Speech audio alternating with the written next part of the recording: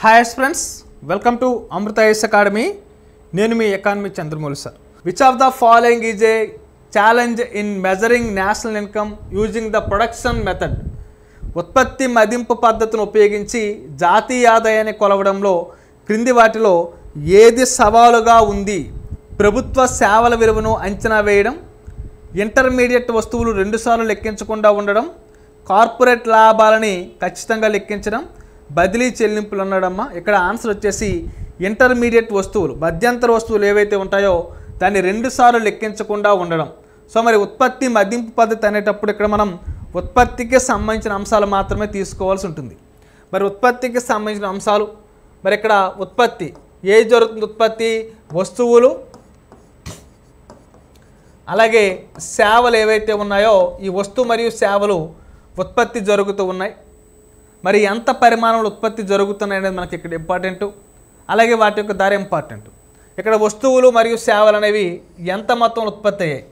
మరి వస్తువులు మరియు సేవలను మనం లెక్కించేటప్పుడు కేవలం అంతిమ వస్తువులను మాత్రమే పరిగణలోకి తీసుకుంటున్నాం. మరి అంతిమ వస్తువులు దీన్నే మనం ఏమంటాం? ఫైనల్ గూడ్స్ అంటాం. దీన్నే మనము వినియోగ వస్తువులు, కన్జ్యూమర్ గూడ్స్ అని పిలవడం జరుగుతుంది. దీన్ని మాత్రమే మనం జాతీయ ఆదాయంలో భాగంగా పరిగణలోకి తీసుకుంటాం. ఏదైతే అంతిమ వస్తువో, ఏదైతే మధ్యంతర వస్తువు మనం లెక్కించడం కష్టంగా ఉంటుంది. ఉదాహరణకి ఒక కారును మనం గనక తీసుకుంటే, మరి ఈ కారులో టైర్స్ ఉంటాయి, పైన బాడీ ఉంటుంది, లోపల స్టీరింగ్ ఉంటుంది, సీట్స్ ఉంటాయి, ఇలా రకరకాలు ఉంటాయి. ఇవన్నీ కొన్ని రకాలైనటువంటి మధ్యంతర వస్తువులు కలిపితే ఈ కారు అనేది తయారవుతుంది. అవునా? సో ఇప్పుడు కారు విలువ ఒక 5 లక్షల రూపాయలు కారు విలువ అనుకుందాం. ఈ 5 లక్షల రూపాయలు ఏం చేస్తున్నాం?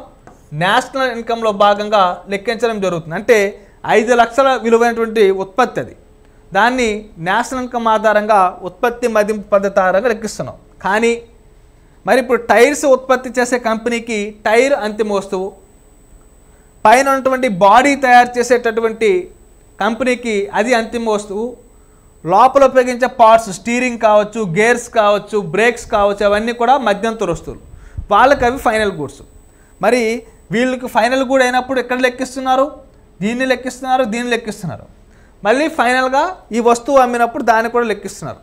ఇక్కడ ఏది అంతిమ వస్తువో ఏది మధ్యంతర వస్తువు ఖచ్చితంగా తెలియట్లేదు.